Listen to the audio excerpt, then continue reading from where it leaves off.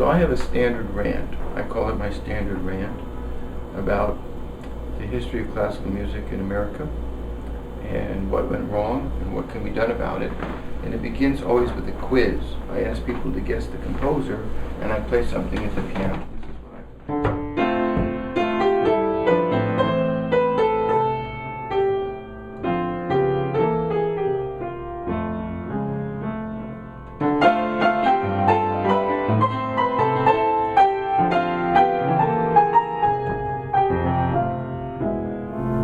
Nobody recognizes this. And the most typical guess is Gershwin. And I'm told that it sounds like Porgy and Bess, which of course was composed in 1935.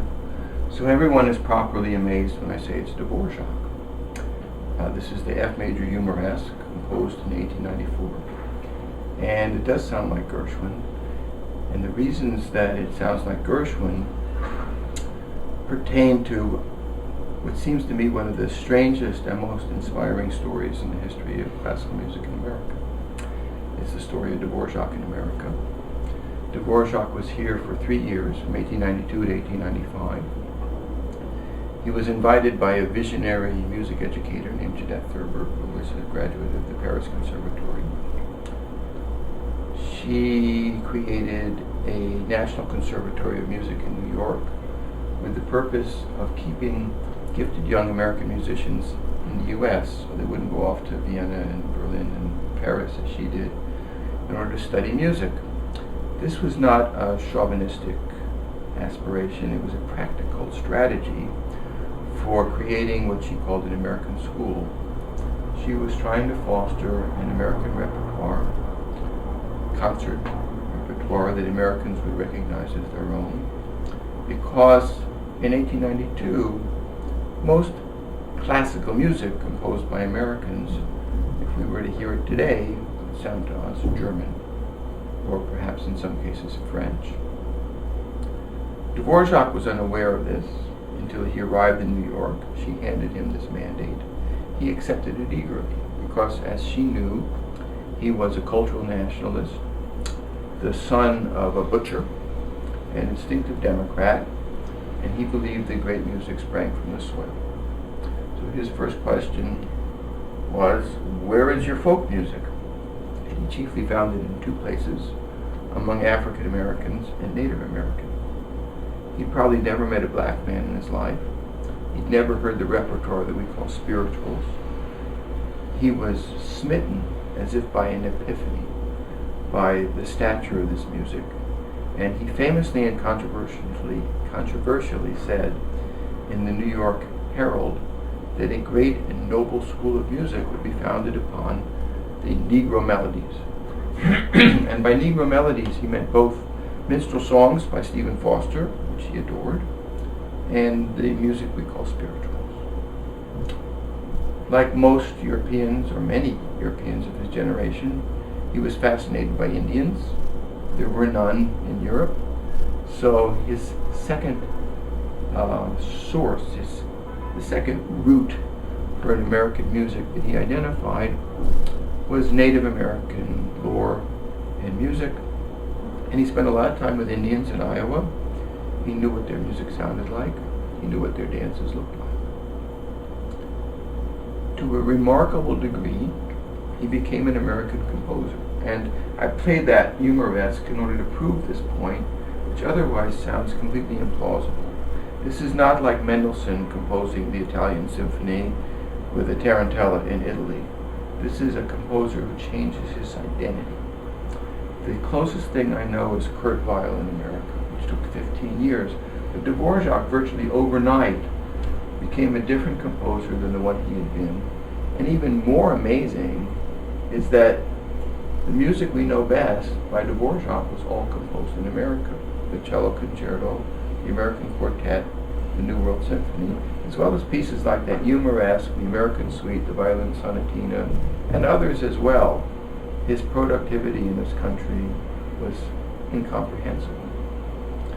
And indeed, he became an American composer, and the degree to which he acquired an American style in his New World Symphony is still incompletely understood. This symphony, when it was premiered by the New York Philharmonic in 1893, was the great event in the musical season. The drumbeat in the press was deafening. There were more than a dozen articles about it before it was performed. And the performance itself was interrupted after the first movement by applause, interrupted again after the second movement, the largo, and the applause were so prolonged that Anton Seidl, the conductor, had to turn and gesture to Dvorak, who was in a box. Dvorak stood, and the applause increased. After the symphony was over, the music critics in attendance all mobbed Dvorak's box to congratulate him. The reviews were amazing, and one of them by W.J. Henderson in the New York Times seems to me one of the greatest feats in the history of American musical journalism. His review, like everybody's, essentially addressed the question, is this music American? And I love to read the last paragraph of this review, which is not even the most remarkable paragraph, but it's the one that deals with that question. And this is what Henderson said in his 2,500-word review the morning after the premiere of the New World Symphony. In spite of all assertions to the contrary, the plantation songs of the American Negro possess a striking individuality. No matter whence their germs came, they have in their growth been subjected to local influences which have made of them a new species. That species is the direct result of causes climatic and political, but never anything else than American. Our South is ours, its twin does not exist. Our system of slavery, with all its domestic and racial conditions, was ours, and its twin never existed. Out of the heart of this slavery, environed by this sweet and languorous South, from the canebrake and the cotton field arose the spontaneous musical utterance of a people. That folk music struck an answering note in the American heart. If those songs are not national, then there is no such thing as national music. So this clarion declaration that if America has a folk music, it's black, was actually a declaration that was shared by Henry Craybill, the leading music critic in New York, Jeanette Thurber, Dvorak, any number of other people. Thurber offered full scholarships to all black students at her school, not just as a philanthropic gesture, but as a practical gesture, because she felt that their music would spawn in American music. So this is a vignette from what seems to me the great decade in the history of classical music in America, the 1890s, before things went downhill. And what defines this decade is that the central pursuit was of an American repertoire. That's what it was about.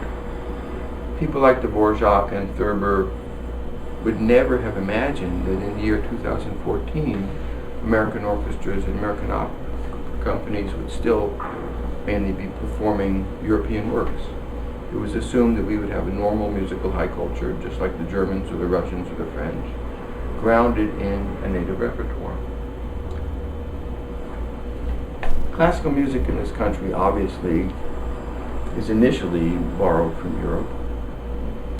And it's amazing to consider that the most famous composers of the 20th century all wound up in America.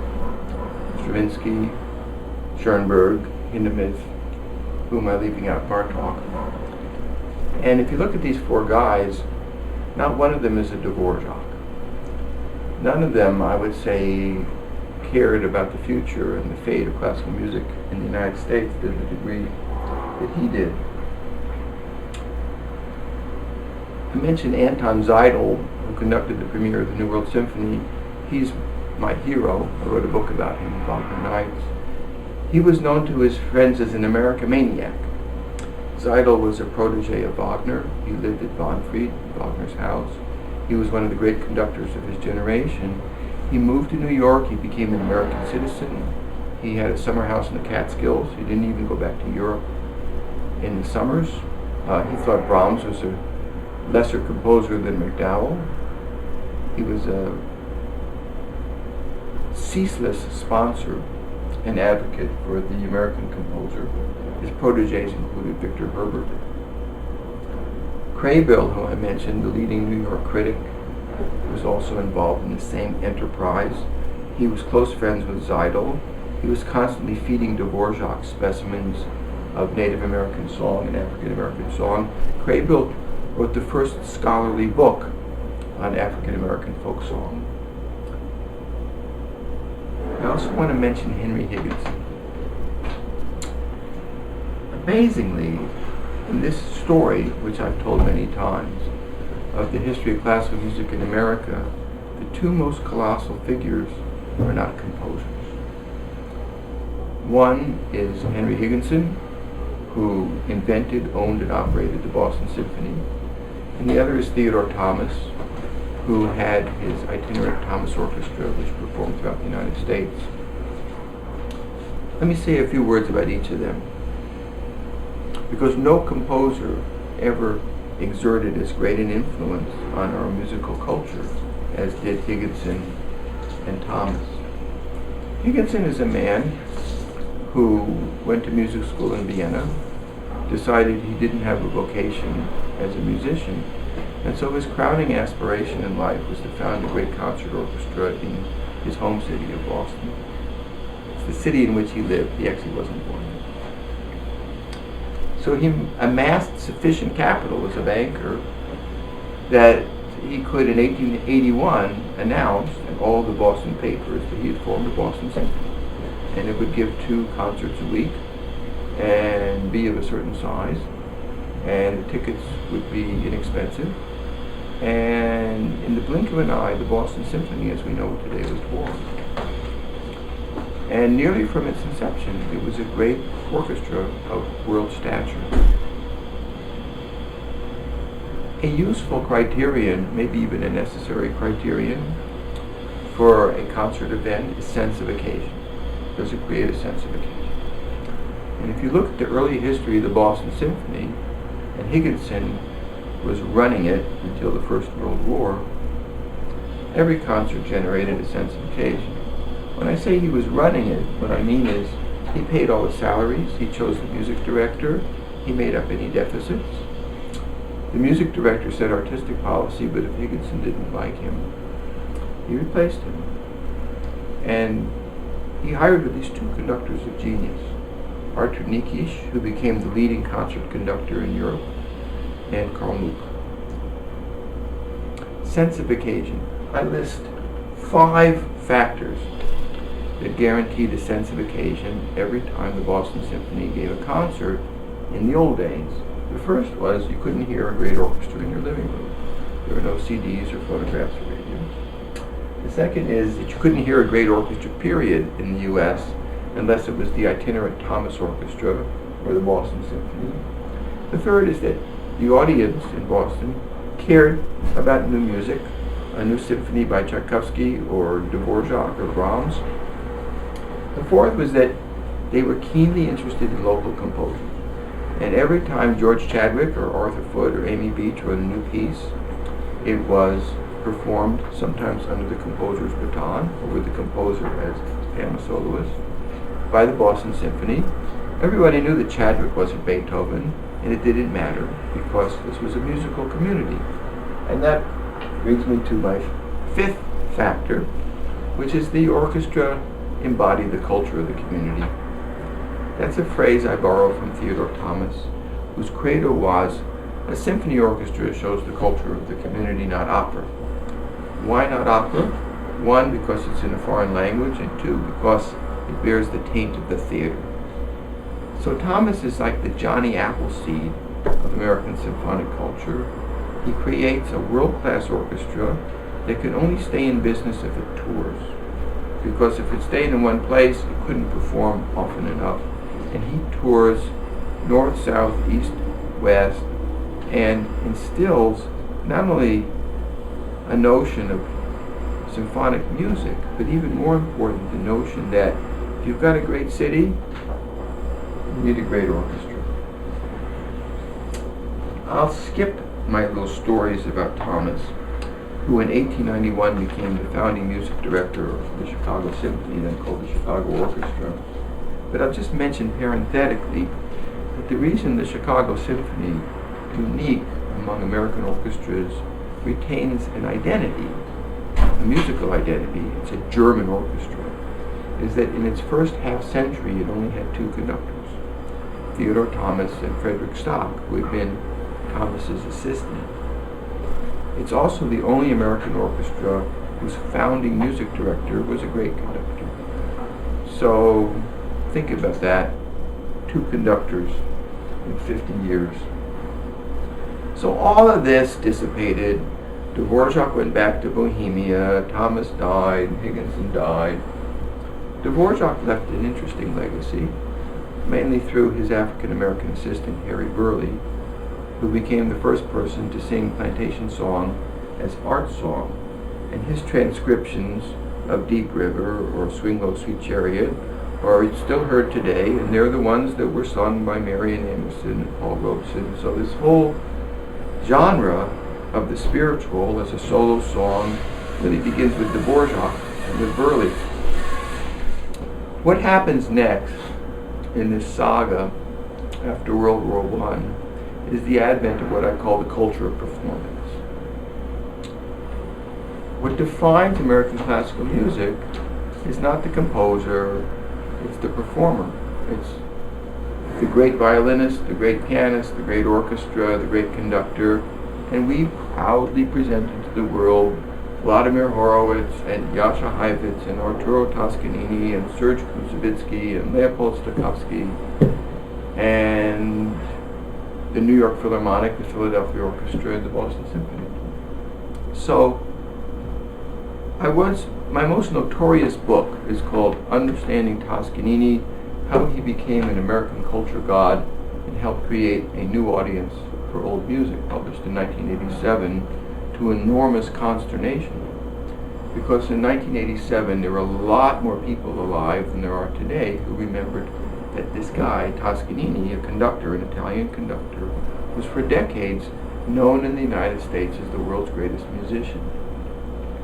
If you want to think about how nuts this phenomenon was, just remember that at the same moment, Schoenberg and Stravinsky were living in Southern California.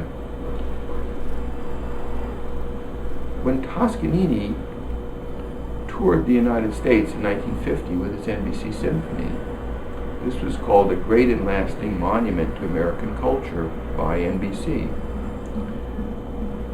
As you might guess, the tour repertoire did not include a single American piece, except for Sousa, Stars and Stripes Forever, played as an encore. And nobody noticed, nobody cared. So the Toscanini cult was unique and unprecedented in the history of Western classical music for two reasons. It's the first time that the iconic representative of a classical music culture is not a composer, but rather a performer. And secondly, Toscanini, when he becomes an American culture god, is the first conductor of comparable influence to be fundamentally divorced from the music of his own time. Which is to say, if you compare Dvorak and Toscanini, you perceive a sea change in American classical music in less than half a century. Dvorak, who's the defining classical musician in New York in the 1890s, is a composer. Toscanini, who is the most famous American classical musician in the 1930s, 1940s, into the early 1950s, is a performer. Dvorak in New York is fundamentally interested in American music. Toscanini in America is fundamentally interested in dead European composers. Dvorak is attentive to the music of his own time, and Toscanini to the music of the past. So it's a huge change. The culture of performance was ubiquitous, but of course the one category of musicians that didn't buy into it were the American composers. And the most memorable thing that Aaron Copland ever said or wrote, he wrote in 1941, about the culture of performance, and I'll read it to you. Very often I get the impression that audiences seem to think that the endless repetition of a small body of entrenched masterworks is all that's required for a ripe musical culture. Needless to say, I have no quarrel with masterpieces. I think I revere and enjoy them as well as the next fellow. But when they're used unwittingly, perhaps, to stifle contemporary effort in our own country, then I am almost tempted to take the most extreme view and say that we would be better off without them. So, I just want to mention parenthetically a few other perspectives on this mutation. We have a mutant musical high culture, a culture of performance. One factor that's worthy of some consideration is the absence of government subsidies that are the norm in Europe. It was Dvorak's opinion, and also Zeidel's and also Mrs. Thurber's, that if America were to ever acquire a ripe classical music culture, it needed government support of the kind that was the norm abroad. This never happened. And the crucial decade was the 1930s, because in the 1930s, Congress considered what was the American equivalent of the BBC, the British Broadcasting Corporation. And this bill was defeated. One of the main opponents of the bill was David Sarnoff, the head of NBC and RCA, the very man who created the NBC Symphony for Arturo Toscanini.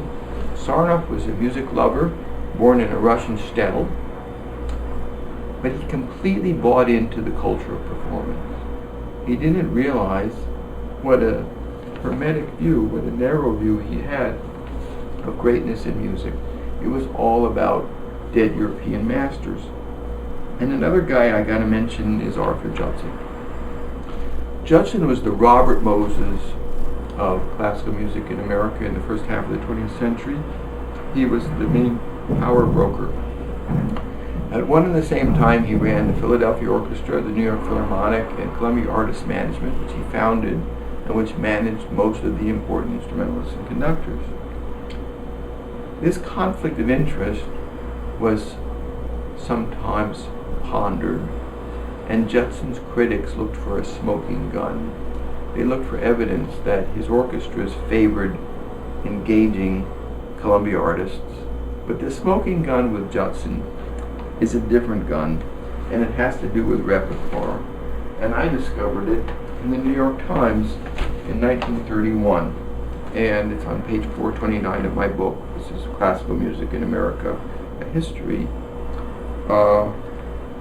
What happened was that when Judson was running the New York Philharmonic, the Times was getting letters from people who didn't like the repertoire of the Philharmonic, and especially Toscanini's repertoire at the Philharmonic, because they felt it lacked freshness.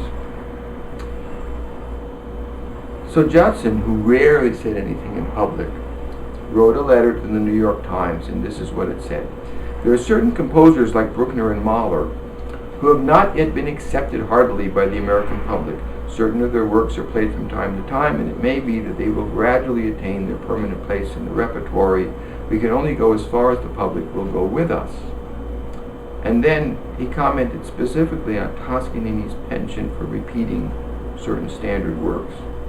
And he said that certain classic compositions should be heard not only once a season, but some of them several times a season. We Americans are too anxious for the sensational and too little concerned with the content of the work. I'm beginning to sense a change in the right direction, and I believe in the next few years that Beethoven Fifth, no matter how badly played, will be welcomed because of the message it conveys. This is a poisonous and obnoxious attitude. We can only go as far as the public will go with us. And wholly unprecedented, Zeidel, Dvorak, Mrs. Thurber, Theodore Thomas would never have such a thing. They believed that taste is not set by the audience. It's set by the music director, the conductor, the orchestra. And in Philadelphia, Stokowski, and in Boston, Kusevitsky would never have endorsed this notion, which became the reigning notion of Arthur Judson, that the public sets taste. And it's by and large a notion that's still with us today. In my story of the history of classical music in America, it hits rock bottom around 1950. Because those great performers who created the culture of performance are dying and disappearing. So the people who would create a sense of occasion just by stepping on stage, whether it's Toscanini and Kusevitsky or Horowitz or Horowitz, they're dying off and they're not being replaced. So what's left is a shell and a culture of concerts which are increasingly meaningless and formulaic. Today, we live in a transitional time with regard to classical music. In some ways, even more challenged than before, but there's ferment, and I think the moment is actually auspicious. One of the things I tried to do in my book, Classical Music in America, is figure out when and by whom this term was coined in the U.S. And I decided to blame John Sullivan Dwight, who was the leading music critic in Boston in the mid-19th century, actually until 1881, when Higginson created his Boston Symphony. And Dwight is wonderfully explicit defining classical music. What he says is completely unsurprising, but he says it.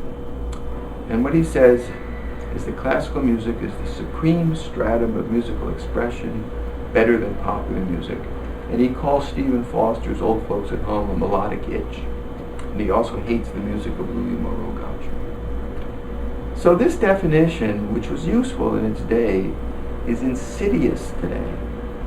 And I never use the term classical music referring to anything that I do for that reason, because it carries this insidious message that classical music is the supreme stratum of musical expression, which is completely anachronistic today.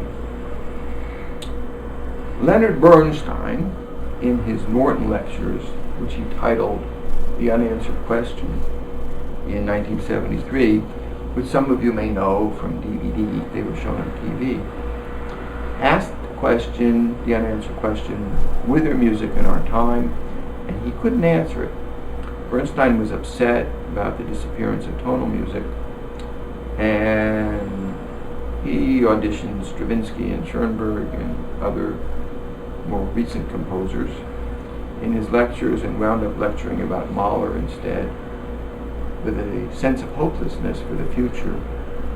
But Bernstein's question is now answerable.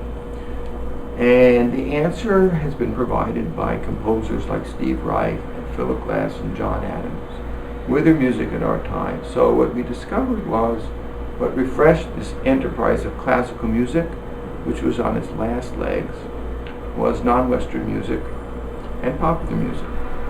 Influence is crucial on these three composers, who command a very wide and variegated audience, and who are not classical musicians in the sense that the term was defined by Dwight. Obviously, we need a new and better term. Nobody's come up with one. I use the term postclassical music, and have done so since the 1980s, to identify a larger and more varied musical landscape that includes classical music, but other things as well. Adams, Reich, and Glass are post-classical composers. And equally important, they're performers. Adams is a conductor, Reich plays his mallets, Glass plays keyboards. So they contradict one of the accessories of the culture of performance, which was the performance specialist. This was something new under the sun, created in the 20th century.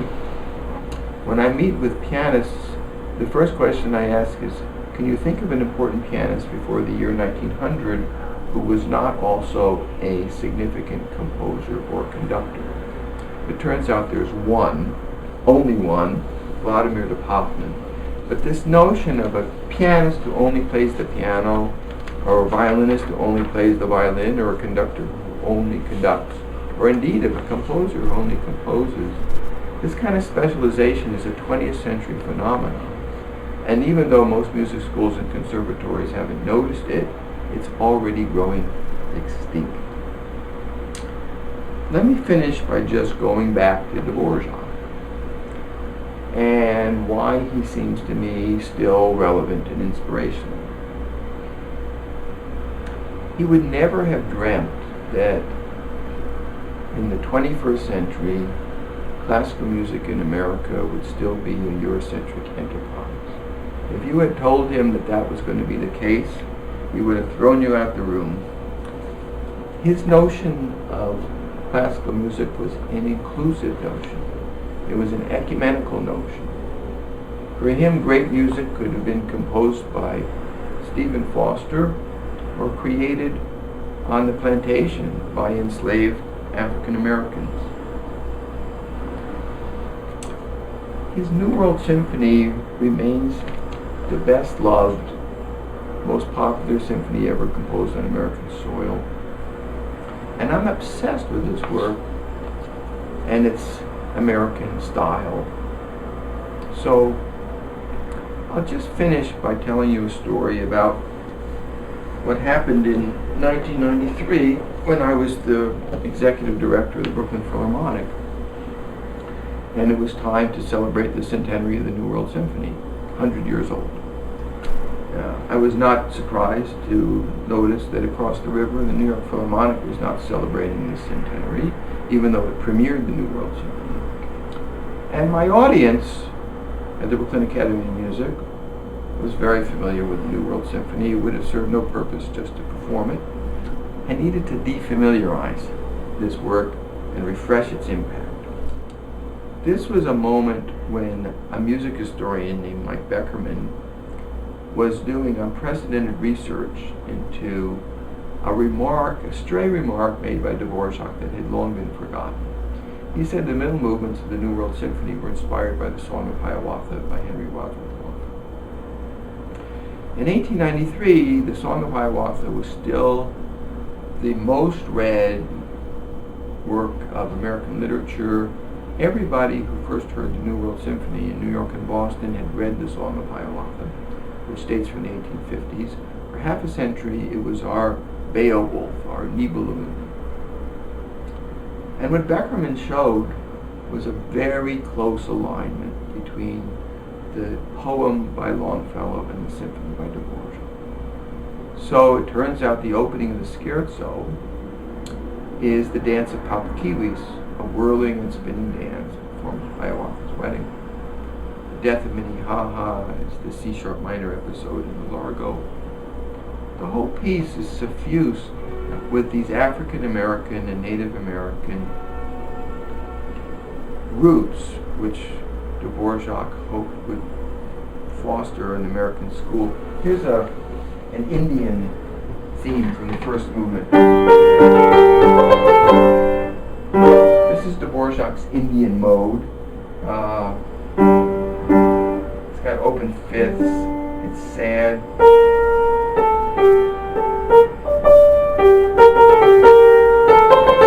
The accent is here, which is exotic. You rarely hear it.